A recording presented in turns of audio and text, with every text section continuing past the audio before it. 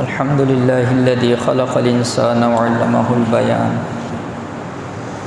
وأنزل له القرآن وجعله شفاء وهدى ورحمة لذوي الإيقان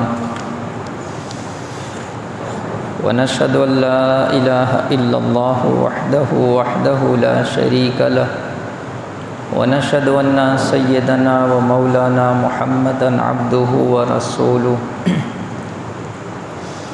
أما بعد فأعوذ بالله من الشيطان الرجيم بسم الله الرحمن الرحيم قال الله تبارك وتعالى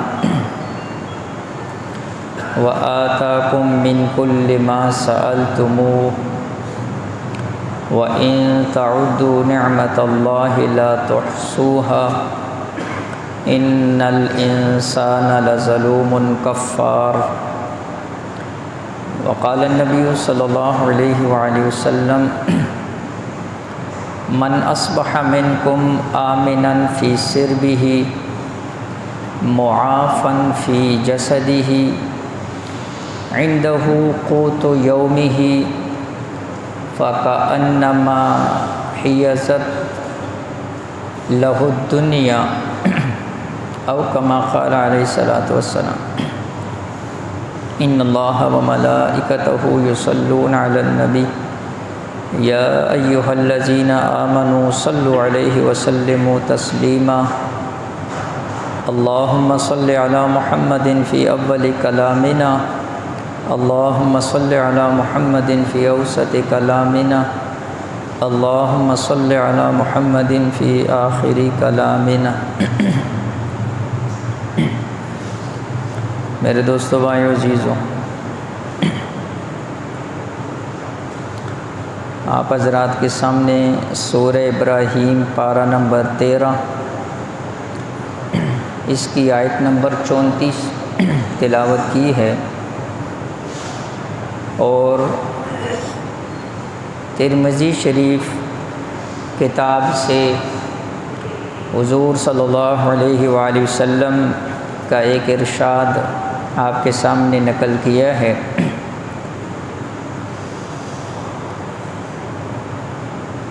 ان آیات اور اس حدیث مبارکہ کی روشنی کے اندر ہم اس وقت حالات کے تناظر میں عافیت کے اوپر بات کریں گے، چونکہ آپ حضرات کے علم میں ہے، جو مستقل سننے والے ہیں، کہ ہماری کوشش ہوتی ہے کہ موقع محل کے مطابق بات کی جائے اور موجودہ حالات کو سامنے رکھ کر بات کی جائے۔ اس لیے کہ ممبر اور محراب کا تقاضا یہ ہے کہ موقع محل کے مناسبت سے جو تعلیمات ہیں اس کو کما حق ہو آگے پہنچایا جائے۔ تو اس وقت کے حالات آپ حضرات کے سامنے ہیں، ان حالات کے اندر عافیت اللہ جل شانہ سے مانگنا، عافیت کی دعا کرنا، یہ بہت زیادہ ضروری ہے۔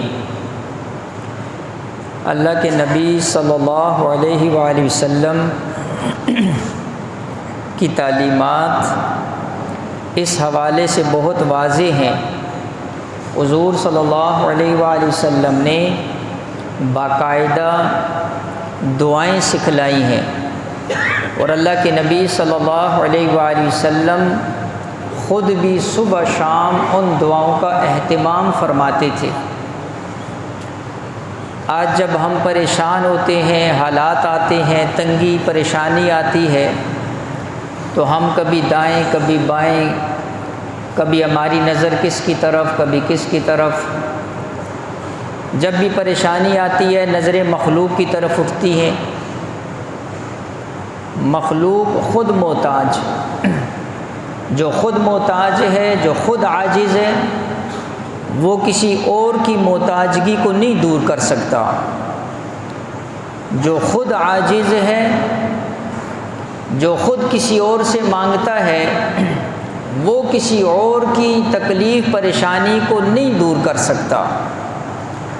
اس ذات کے سامنے ہاتھ اٹھاؤ جو عجز سے پاک، جو محتاجگی سے پاک،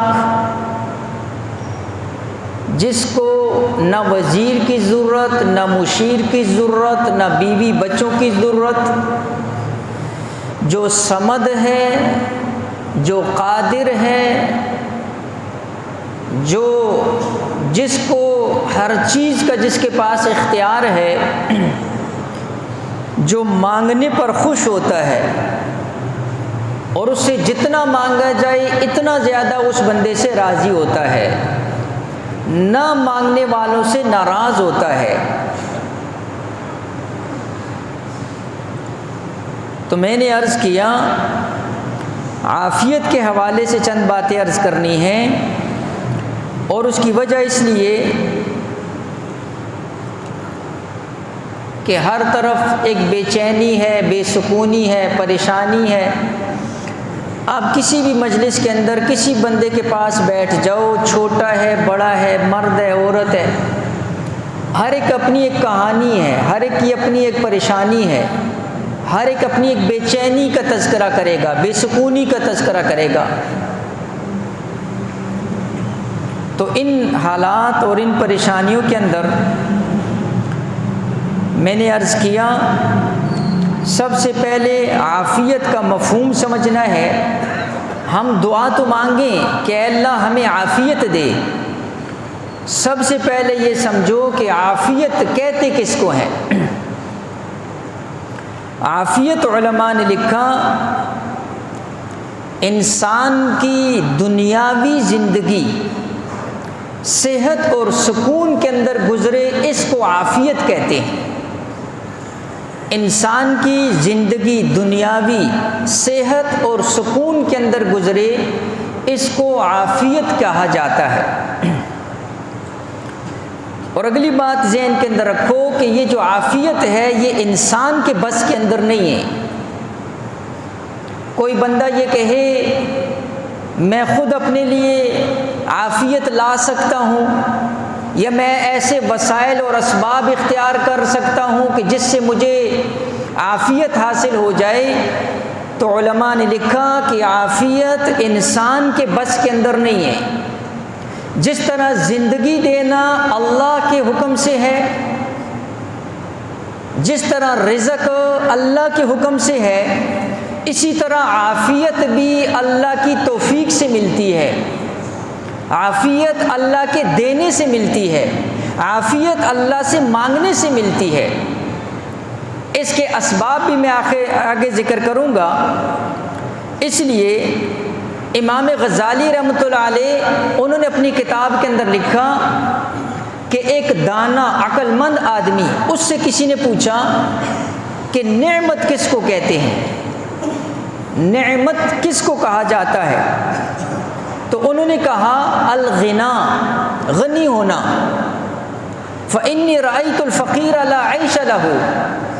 تو اس دانا آدمی، عقل مند آدمی نے اس بندے سوال کرنے والے کو جواب دیا، غنا جو ہے یہ نعمت ہے۔ کہا میں نے کسی فقیر کی زندگی اچھی نہیں دیکھی ہے، تو غنی ہونا یہ بھی ایک نعمت ہے۔ اس بندے نے سوال کیا قال زدنا، ذرا اور فرمائیے نعمت اور کس کو کہا جاتا ہے؟ فرمایا الامن، امن کو کہا جاتا ہے۔ فإني رأيت الخائف لا عيش له، فرمایا میں نے کسی خوفزدہ کو دیکھا اس کی کوئی زندگی نہیں ہوتی، اگرچہ وہ غنی ہے، اس کے پاس بڑے خزانے ہیں، بڑا مال ہے، لیکن امن نہیں ہے، خوفزدہ ہے۔ کسی دشمندار کو دیکھو نا، جس کے اوپر کسی کو قتل کر دیا ہو یا کسی کے ساتھ اس کی دشمنی آ گئی ہو، اب اس کے پاس مال کے رزق کے خزانے پڑے ہوئے ہیں لیکن اس کی زندگی کچھ بھی نہیں، وہ ہر وقت خوف کے اندر مبتلا ہے۔ تو اس دانا نے جواب دیا امن۔ امن جو ہے یہ بھی فرمایا کہ اللہ کی نعمت ہے۔ قال زدنا، اس نے کہا اور بتاؤ نعمت کس کو کہتے ہیں؟ فرمایا العافیہ، عافیت کو کہتے ہیں۔ فإنی رأیت المریض لا عیش لہ، تو اس دانا نے جواب دیا، امام غزالی لکھتے ہیں فرمایا اس دانا عقل مند نے کہا کہ عافیت پھر یہ سب سے بڑی نعمت ہے، اس لیے کہ میں نے کسی مریض کی زندگی نہیں دیکھی کہ کوئی اچھی زندگی گزار رہا ہو۔ غنی بھی ہے، امن کے اندر بھی ہے، لیکن مریض ہے، مرض کے اندر مبتلا ہے۔ فرمایا لا عیش لہ، اس کی بھی کوئی زندگی نہیں ہے۔ تو میں نے عرض کیا عافیت کہتے ہیں انسان صحت کے ساتھ سکون والی زندگی گزار رہا ہو، اس کو عافیت کہا جاتا ہے۔ علماء نے بطور سمجھانے کے لیے ایک مثال بھی دی ہے کہ دو دوست کہیں راستے کے اندر جا رہے ہیں، بڑے بڑے محلات ہیں، بنگلے ہیں، اچھے اچھے گھر ہیں، چمن اور باغات لوگوں نے بنائے ہوئے ہیں، یہ دونوں دیکھتے ہوئے جا رہے ہیں۔ ان میں سے ایک دوست دوسرے کو کہتا ہے کہ جب یہ محلات تقسیم ہو رہے تھے، جب یہ مال و دولت تقسیم ہو رہا تھا، جب یہ لوگوں کے تقدیروں میں، لوگوں کے حصوں میں، لوگوں کے نصیبوں میں بڑے بڑے مال زر لکھے جا رہے تھے تو ہم کہاں تھے؟ یعنی اس نے ایک گلہ کیا، ایک شکوہ کیا کہ ہمیں کیوں نہیں ملا۔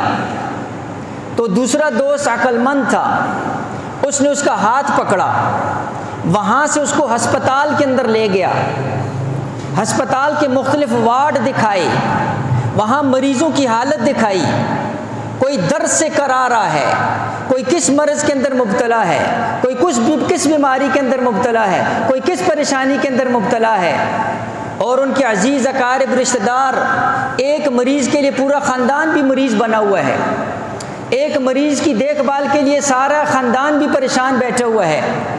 اس خاندان والوں کو نہ شادی کی تقریب اچھی لگتی ہے، نہ اس خاندان والوں کو جو ہے کوئی اور خوشی اچھی لگتی ہے، اس لیے کہ اس خاندان کے اندر ایک بندہ جو ہے وہ سخت مرض کے اندر گرفتار ہے، تو اس ایک کی وجہ سے سب بھی پریشان ہیں۔ تو اس عقل مند دوست نے کہا کہ جب یہ بیماریاں تقسیم ہو رہی تھی تو اس وقت میں اور تم کہاں تھی؟ اس کو بات سمجھ آ گئی، اور اس نے کہا واقعی میں نے ناشکری کا جملہ کہا، میں نے ناشکری کی اللہ پاک کی کہ اللہ پاک نے صحت دی ہے، تو یہ صحت بہت بڑی اللہ کی نعمت اور عافیت ہے۔ تو میں نے عرض کیا اس لیے اللہ کے نبی علیہ الصلوۃ والسلام باقاعدہ جو ہے عافیت کی اہمیت کا اندازہ اس حدیث سے ہوتا ہے جو صحیح ترمذی کے اندر اللہ کے نبی علیہ الصلوۃ والسلام نے ارشاد فرمایا من اصبح منکم آمنا فی سربہ، کہ تم میں سے کوئی بندہ اس حالت میں صبح کرے کہ اس کو 3 چیزیں حاصل ہوں، 3 نعمتیں میسر ہوں، تو فرمایا یہ دنیا کے خوشبختوں میں بہترین لوگوں کے اندر ہے، یہ خوش نصیب آدمی ہے جس کو 3 چیزیں ملی ہوں اور اس حالت کے اندر وہ صبح کرے۔ پہلی چیز فرمایا آمنا فی سربہ، اللہ نے اس کو امن کے اندر رکھا ہوا ہے، امن کے اندر ہے۔ ذرا ان ملکوں کے حالات سامنے کرو، اس وقت آپ کے سامنے غزہ کی صورتحال ہے، اب خود اندازہ کرو کہ ان کو کھانا پینا کیسے اچھا لگے، وہ رات کو سوتے ہیں لیکن اسی ڈر کے اندر کہ پتہ نہیں کس وقت کہاں سے کوئی میزائل کوئی گولی آئے اور وہ جو ہے نا جی ہمارے بچوں کو ہمارے گھر کو سب خاندان کو جاڑ کر لے جائے۔ بد امنی یہ بہت بڑی پریشانی، بہت بڑا جو ہے، تو جن علاقوں کے اندر امن نہیں ہوتا ہے اس علاقے والوں کو ان کی قدموں میں آپ خزانوں کے ڈھیر لا کر رکھ دو لیکن وہ کبھی بھی اس سے خوشی محسوس نہیں کرے گا، امن نہیں ہے۔ امن یہ بھی اللہ کی نعمتوں میں سے ایک بڑی نعمت ہے۔ تو اللہ کے نبی علیہ الصلوۃ والسلام فرما رہے ہیں کہ 3 چیزوں میں سے پہلی چیز اس کو امن مل گیا، امن سے رہ رہا ہے۔ تو اس پر جو ہے فرمایا وہ اپنے آپ کو خوش قسمت سمجھے۔ معافن فی جسدہ، اور فرمایا اسی طرح اللہ نے اس کو صحت مند جسم عطا کیا ہوا ہے۔ صبح اٹھا اس کے جسم میں کوئی تکلیف نہیں ہے، کوئی درد نہیں ہے، کوئی بیماری نہیں ہے۔ یہ دوسری بڑی نعمت اللہ نے اس کو عطا فرما دی۔ فرمایا عندہ قوت یومہ، اللہ نے اس دن کا رزق اس کو دے دیا ہے، اس دن کا رزق اس کے پاس ہے، اس ایک دن کا رزق اس کے پاس ہے۔ فَكَأَنَّمَا حِيزَتْ لَهُ الدُّنْيَا، فرمایا گویا کہ یہ دنیا کے اندر بہترین، اس کو ساری دنیا مل گئی، اس کو دنیا کی ہر نعمت مل گئی۔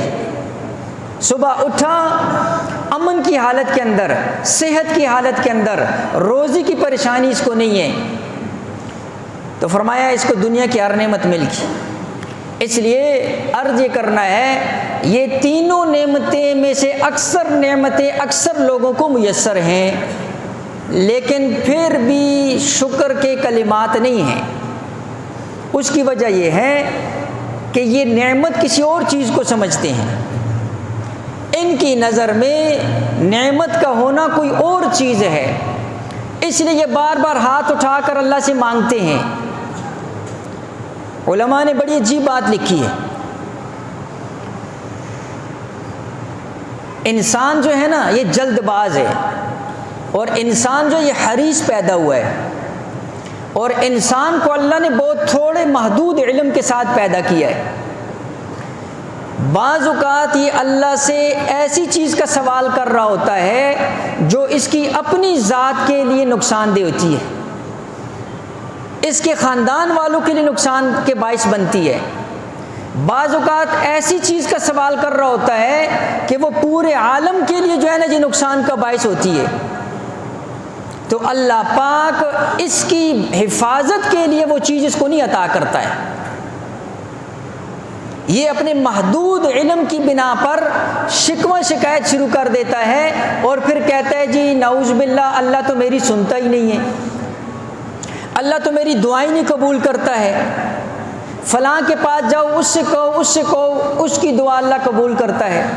اللہ کے بندے وہ چیز تیرے حق میں بہتر نہیں ہے۔ اس لیے علماء نے لکھا یہ بھی اللہ کی ایک نعمت ہے کہ اللہ تمہاری ہر مانگی ہوئی چیز تمہیں نہیں دیتا ہے، یہ بھی اللہ کی ایک نعمت ہے۔ اور اسی پر میں نے جو آپ کے سامنے آیت تلاوت کی اس کی تھوڑی سی تشریح اللہ جل شانہ فرماتے ہیں، میں نے آپ کے سامنے کہا سورہ ابراہیم ہے اور پارہ نمبر 13 ہے، آیت نمبر 34 ہے۔ اللہ فرماتے ہیں وَآتَاكُم مِّن كُلِّ مَا سَأَلْتُمُوهُ، وَآتَاكُم میں نے تمہیں عطا کر دیا، مِن كُلِّ مَا سَأَلْتُمُوهُ جو کچھ تم نے مجھ سے مانگا۔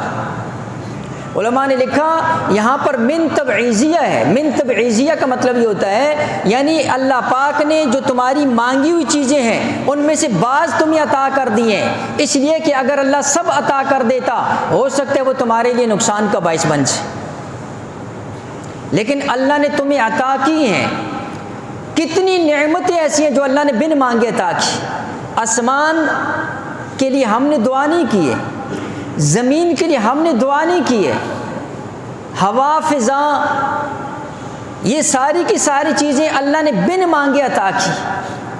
انسان کا اپنا جسم علماء نے لکھا عالم اصغر اس کو کہا جاتا ہے، ایک یہ عالم ہے زمین اور آسمان کا نظام ہے، ایک انسان کا اپنا جسم ہے عالم اصغر اس کو کہا جاتا ہے، ایک آنکھ کا نظام، ایک زبان کا، سننے کا، بولنے کا، ہاتھوں کا، دل کا، معدے کا اور غذا کے ہضم ہونے کا، اور اسی طرح پاؤں کے چلنے کا۔ ایک ایک رگ اتنی قیمتی ہے، ایک ایک جسم کا حصہ اتنا قیمتی ہے، ایک ایک عضو کس طرح کام کر رہا ہے، یہ اتنی بڑی اللہ پاک کی جو ہے اس کے اندر حکمتیں ہیں کہ علماء نے لکھا کہ انسان صرف اپنے بدن کے اندر غور کر لے تو اس کو اللہ رب العزت کی ربوبیت، اللہ کا خالق ہونا، اللہ کا مالک ہونا، اللہ کا مصور ہونا، اللہ کا جو ہے ہر چیز کے اوپر قادر ہونا، یہ اس کو سمجھ کے اندر آ جائے۔ کتنے کافر ڈاکٹر سائنسدان ایسے ہیں کہ جب ان کی وہ ریسرچ ایک مقام پر پہنچتی ہے تو وہیں پر وہ اشہد ان لا الہ الا اللہ کلمہ پڑھ کر مسلمان ہو جاتی۔ وہ سمجھ جاتے ہیں کہ یہ چیز جو ہے یہ اللہ رب العزت کے حکم سے ہے، اللہ کے حکم کے بغیر جو ہے کوئی اس طرح کا کوئی تصور بھی نہیں کر سکتا ہے۔ تو میں نے عرض کیا اللہ فرماتے وَإِن تَعُدُّوا نِعْمَةَ اللَّهِ لَا تُحْصُوهَا، تم اپنی نعمتوں کو شمار کرو، فرمائے شمار نہیں کر سکتے ہو اللہ نے جتنی تمہیں نعمت عطا فرمائی ہے، لیکن اِنَّ الْإِنسَانَ لَظَلُومٌ کَفَّارٌ، بے شک اللہ فرما رہے ہیں انسان بڑا ظالم اور ناشکرا ہے، ناشکرا ہے۔ اللہ فرما رہے یہ ناشکری نہیں ہے، کتنی نعمتیں اللہ نے بن مانگے عطا فرما دی، ہم نے نہیں مانگا اللہ سے، اللہ نے پھر بھی عطا فرما دی۔ کتنی نعمتیں اللہ نے مانگنے کے بعد عطا کی ہیں۔ کون ہے جو شکر کا حق ادا کر سکتا ہے؟ کون ہے جو اس نعمت کا حق ادا کر سکتا ہے؟ اس لیے عرض کیا کہ اللہ کے نبی علیہ الصلوۃ والسلام جو ہے باقاعدہ جو ہے دعا سکھلائی، فرمایا جب صبح ہو اور کوئی بندہ صحت اور عافیت کے ساتھ اٹھے اللہ پاک کی تعریف بیان کرے، الحمدللہ الذی عافانی فی جسدی، تمام تعریفیں اس ذات کے لیے ہیں جس نے ہمیں جسم کے اعتبار سے عافیت دی، ورد علی روحی، اور اس نے میری روح مجھے واپس لوٹا دی، واذن لی بذکری، اور اللہ نے مجھے ذکر کی توفیق عطا فرمائی۔ تو اپنی زبان میں تو ہر ایک کر سکتا ہے، اور نہیں تو صبح اٹھنے کے بعد اللہ پاک کا شکر کا کلمہ تو ادا کر سکتے ہیں، الحمدللہ تو کہہ سکتے ہیں، یہ تو سب کو آتا ہے۔ کتنے ہیں صبح امن کی حالت میں، صحت کی حالت میں، اچھی حالت کے اندر اٹھیں اور وہ ان کی زبان سے الحمدللہ نکلا ہو۔ اس لیے اللہ کے نبی علیہ الصلوۃ والسلام جو ہیں باقاعدہ دعائیں سکھلائیں۔ حضور علیہ الصلوۃ والسلام صحیح جو ہے ابن ماجہ کی روایت ہے، عبداللہ ابن عمر رضی اللہ تعالیٰ عنہ فرماتے ہیں حضور علیہ الصلوۃ والسلام صبح شام اللہ پاک سے مانگا کرتے تھے، اللہم انی اسألک العفو والعافیہ فی الدنیا والآخرہ، اے اللہ میں تجھ سے سوال کرتا ہوں عفو کا، درگزر کا، معافی کا، معاف کر دے، اے اللہ میرے خطاؤں کو معاف کر دے، جرموں کو معاف کر دے۔ یہ وہ دعا کون مانگ رہا؟ امام الانبیاء، جن سے خطاؤں کا شائبہ بھی نہیں ہے، جن کے اندر گناہوں کا شک و شبہ والی بات ہی نہیں ہے، شائبہ تک نہیں ہے، کوئی امکان ہی نہیں ہے، وہ ذات مانگ رہی ہے۔ علماء نے بڑی عجیب بات لکھی ہے، فرمایا اللہ کے نبی علیہ السلام عفو کیوں مانگ رہے، درگزری کیوں مانگ رہے، معافی کیوں مانگ رہے؟ بڑی عجیب بات، فرمایا اس لیے کہ جب کوئی بندہ اللہ پاک کی عبادت کے لیے کھڑا ہوتا ہے، کوئی بندہ دنیا کا یہ دعویٰ نہیں کر سکتا اس نے اس عبادت کا حق ادا کر دیا، اس لیے کہ اللہ کے نبی علیہ السلام عبادت کے بعد فرمایا کرتے تھے ما عبدناک حق عبادتک، اے اللہ جس طرح تیری عبادت کرنے کا حق تھا میں نہیں ادا کر سکا۔ یہ امام الانبیاء ارشاد فرما رہے ہیں جو نماز پر کھڑے ہیں۔ صحابہ فرماتے ہیں حضور علیہ السلام نے قدم آگے بڑھایا پھر پیچھے کیا، نماز کے بعد ہم نے عرض کیا اللہ کے نبی علیہ السلام آج تو آپ نے عجیب عمل کیا، نماز میں قدم آگے بڑھایا پیچھے بڑھایا۔ فرمایا جب نماز کے اندر کھڑا تھا اللہ نے جنت کو کھول دیا اور انگور کا خوشہ لٹکا ہوا، میں نے قدم آگے بڑھایا کہ اس کو جو ہے اس کو ہاتھ سے اتار لوں، اللہ نے جہنم کا منظر سامنے کر دیا، میں پیچھے ہو گیا۔ جو مصلی پر کھڑا ہو کر جنت کو بھی دیکھ رہا ہے جہنم کو بھی دیکھ رہا ہے، اس کی عبادت کس مقام کی ہوگی؟ وہ ذات ارشاد فرما رہی اے اللہ جس طرح تیری عبادت کرنے کا حق میں نہیں ادا کر سکا، اس لیے حضور علیہ الصلوۃ والسلام نے جو ہے نماز کے بعد جو ہے حضور علیہ الصلوۃ والسلام استغفار پڑھا کرتے تھے، استغفر اللہ استغفر اللہ استغفر اللہ۔ حالانکہ بہت بڑی عبادت ادا کی ہے، نماز سے بڑی عبادت اور کوئی نہیں ہے، لیکن حضور استغفار پڑھ رہے ہیں۔ اس استغفار کی وجہ علماء نے یہ لکھی کہ جس درجے کی پڑھنی چاہیے امام الانبیاء خود گویا کہ اقرار فرما رہے کہ میں اس درجے کی نہیں پڑھ سکا۔ جب امام الانبیاء اپنے عمل سے یہ بات ظاہر فرما رہے تو پھر میرے اور آپ کی عبادت، وہ عبادت کے اندر بھی اگر اس کو حقیقی معنی میں دیکھا جائے اس عبادت کے اندر بھی ہم اللہ کی نافرمانی کے اندر لگے ہوتے ہیں۔ قیام میں فکر کہاں پر ہے، رکوع میں سوچ کہاں پر ہے، سجدے میں سوچ کہاں پر ہے؟ لہٰذا جس طرح عبادت کرنے کا حق ہے وہ عبادت نہیں کر سکے، اللہ کے نبی علیہ السلام اس پر عفو مانگ رہے، اس پر اللہ سے معافی مانگ رہے، اور ہمیں سکھایا کہ میری امت یہ دو دعائیں ہیں، یہ وہ اعمال ہیں، یہ وہ کلمات ہیں جو تم نے بھی ادا کرنے ہیں۔ اللہم انی اسألک العفو والعافیہ، اے اللہ میں تجھ سے عفو کا سوال کرتا ہوں، درگزری کا، مولا معاف کر دے۔ صبح شام گناہوں کے اندر گزر رہی ہے، اٹھنا بیٹھنا گناہوں کے اندر ہے، ہر ساتھ گناہوں کے اندر ہے، اس لیے لمحہ لمحہ اللہ پاک سے عفو مانگو، اس لیے کہ موت کا کسی بندے کو کوئی پتہ کوئی نہیں، کس حالت کے اندر اس کو موت آ جائے۔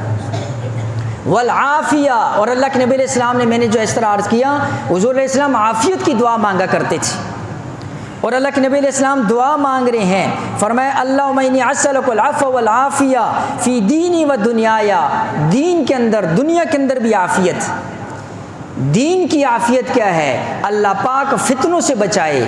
دین کی عافیت کیا ہے؟ اللہ پاک ایمان کی حفاظت فرمائے۔ دین کی عافیت کیا ہے؟ اللہ پاک کسی ایسے فتنے میں مبتلا نہ کر دے کہ دنیا سے بغیر ایمان کی حالت کے اندر چلا جائے۔ اللہ پاک سے اپنے دین کی عافیت مانگا کرو، اللہ پاک سے اپنے ذکر کی توفیق مانگا کرو، عبادت کی توفیق مانگا کرو، یہ دین کی عافیت ہے۔ اور دنیا کی عافیت کیا ہے؟ وہ میں پہلے عرض کر چکا ہوں، صحیح صحت، سکون والی زندگی، اور جو ہے جو ضرورت کے مطابق جو رزق ہے اور امن والی زندگی، یہ دنیا کے اعتبار سے عافیت۔ لہٰذا اللہ کے نبی علیہ السلام دعائیں سکھلائیں، فرمایا وَأَهْلِي وَمَالِي، مجھے میرے اہل کے اندر عافیت عطا فرما۔ اللہ پاک اہل و عیال کے اندر کوئی ایسی پریشانی نہ آ جائے۔ آج لوگ اہل و عیال کی وجہ سے جو ہے نا جی پریشانیوں کے اندر مبتلا ہیں، اپنی اولادوں کی وجہ سے پریشانی کے اندر مبتلا ہیں۔ کتنے ایسے والدین ہیں جو ہاتھ اٹھا کر آنکھوں سے آنسو بہا کر کہہ رہے ہیں کاش یہ نہ ہی ہوتا تو اچھا تھا، کاش یہ پیدا ہی نہ ہوتا تو اچھا تھا، کاش یہ اسی دن مر جاتا تو اچھا تھا۔ اللہ پاک سے اہل کے اعتبار سے عافیت مانگو، فرمایا مال کے اعتبار سے عافیت مانگو۔ مال یہ بھی بعض اوقات بلکہ کئی دفعہ سرکشی کا باعث بن جاتا ہے، مال انسان کو اللہ پاک سے دوری کا باعث بن جاتا ہے۔ مال کے شر سے حفاظت اللہ پاک سے، فرمایا اللہ مستر عوراتی، اے اللہ میرے عیبوں کے اوپر پردہ ڈال، وآمن روعاتی، اور اے اللہ مجھے ہر قسم کی جو ہے میری حفاظت اور ہر قسم کی جو ہے نا جی پریشانیوں سے جو ہے مجھے امن عطا فرما۔ اللہ کے نبی علیہ الصلوۃ والسلام دعائیں سکھلائی ہیں، اور فرمایا واحفظی من بین یدی، یہ اللہ کے نبی علیہ السلام اس وقت کے اندر یہ دعائیں، لیکن حضور تو پتہ تھا اللہ کے نبی علیہ السلام قیامت تک کے نبی ہیں۔ یہ وہ وقت ہے، یہ وہ وقت ہے کہ صبح شام ان دعاؤں کا اہتمام۔ عربی کے اندر نہیں، بہتر تو یہی ہے، اس لیے کہ یہ حضور علیہ الصلوۃ والسلام کی کلمات ہیں، اور جو کلمات اللہ کے نبی علیہ الصلوۃ والسلام کی کلمات ہیں یہ عند اللہ مقبول ہیں، اللہ نے ان کلمات کو قبول کیا ہوا ہے، اس کی اپنی برکات ہوتی ہے۔ یہ میرے نبی علیہ الصلوۃ والسلام کے الفاظ ہیں جن کو صحابہ نے آگے نقل کیا، عبداللہ ابن عمر اس کو نقل کر رہے ہیں، سنن ابن ماجہ کی روایت کے اندر یہ الفاظ آتے ہیں، اور فرمایا اے اللہ میری حفاظت فرما، بین یدیّ آگے سے، ومن خلفی پیچھے سے، وعن یمینی جو ہے دائیں سے بائیں سے، آگے سے پیچھے سے۔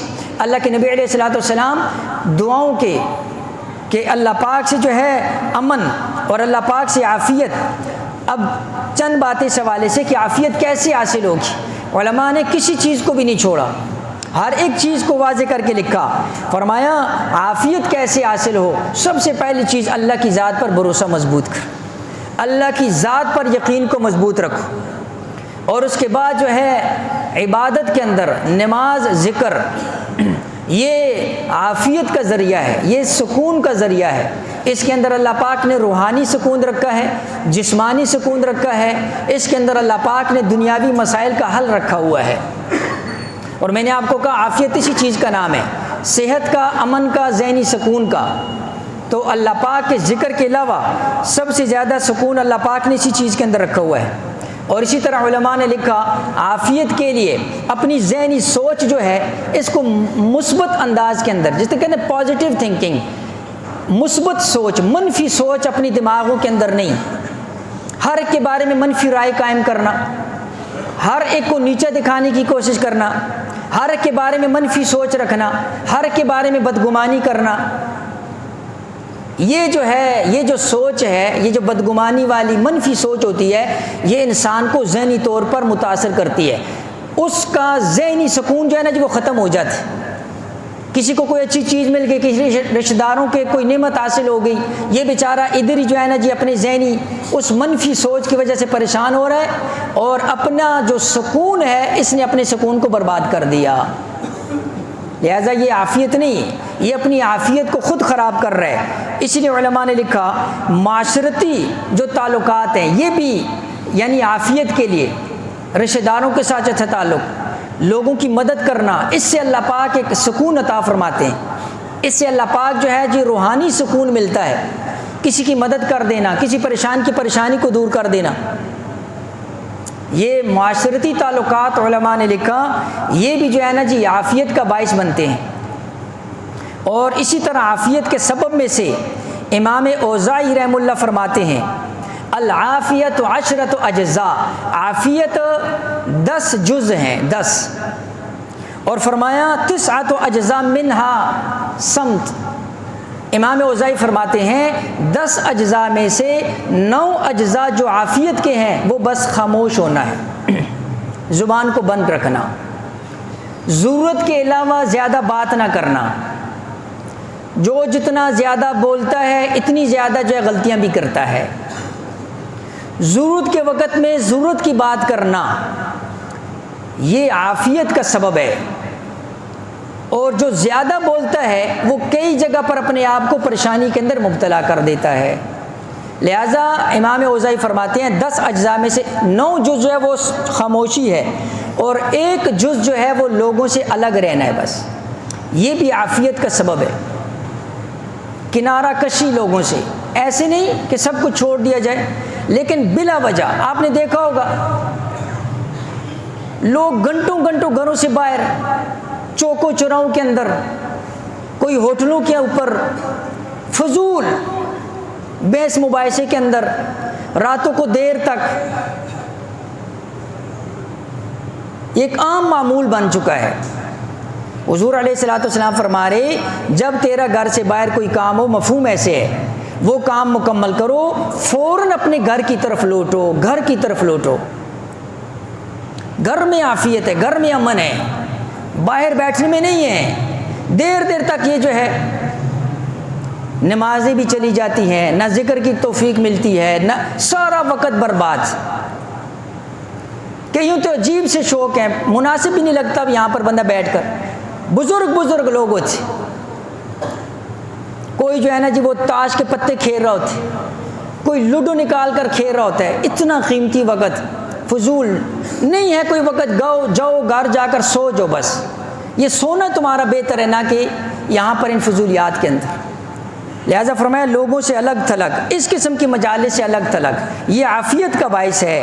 ورنہ کتنے لوگ ایسے ہیں ایسی مجالس میں بیٹھنے کی وجہ سے فتنوں کا شکار ہوگی، پریشانیوں کا شکار ہوگے۔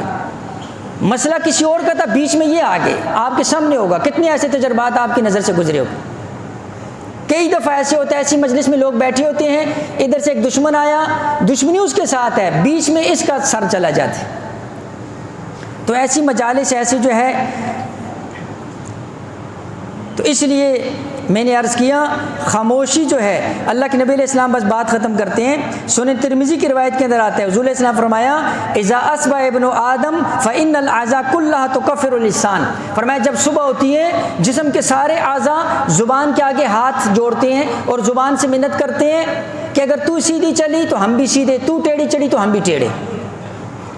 تو میں نے عرض کیا زبان کی خاموشی جو ہے یہ عافیت کا جو ہے وہ باعث ہے، اور علماء نے لکھا اگر یہ عافیت نہ ہوئی تو اس کا نقصان کیا ہوگا؟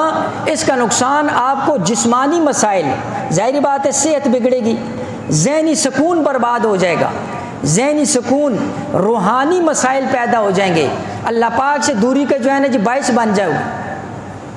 اور سفیان ثوری رحمۃ اللہ علیہ نے جو ہے آخری بات جو ارشاد فرمایا عافیت حقیقت کے اندر کس چیز کا نام ہے؟ سفیان ثوری رحمۃ اللہ فرماتے ہیں کہ اللہ پاک بندے کو منکرات سے، معاصی سے بچا کر رکھے۔ اس لیے حضرت سفیان ثوری رحمۃ اللہ فرماتے ہیں جب کسی گناہ گار کو دیکھو وہ کسی گناہ کے اندر مبتلا ہے، اللہ پاک سے دعا کرو اللہ پاک تمہیں اس چیز سے عافیت کے اندر رکھے۔ گناہ گار کو گناہ کرتے ہوئے دیکھو، اللہ پاک سے عافیت کی دعا مانگو۔ لہٰذا معاصی سے اور منکرات سے بچنا یہ بہت بڑی عافیت ہے، اور میں نے عرض کیا اللہ پاک سے مانگنے کی چیز ہے، اور یہ اللہ کی توفیق سے ملتی ہے۔ اللہ پاک سمجھ کر عمل کی توفیق دے۔ وآخر دعوانا الحمدللہ رب العالمین۔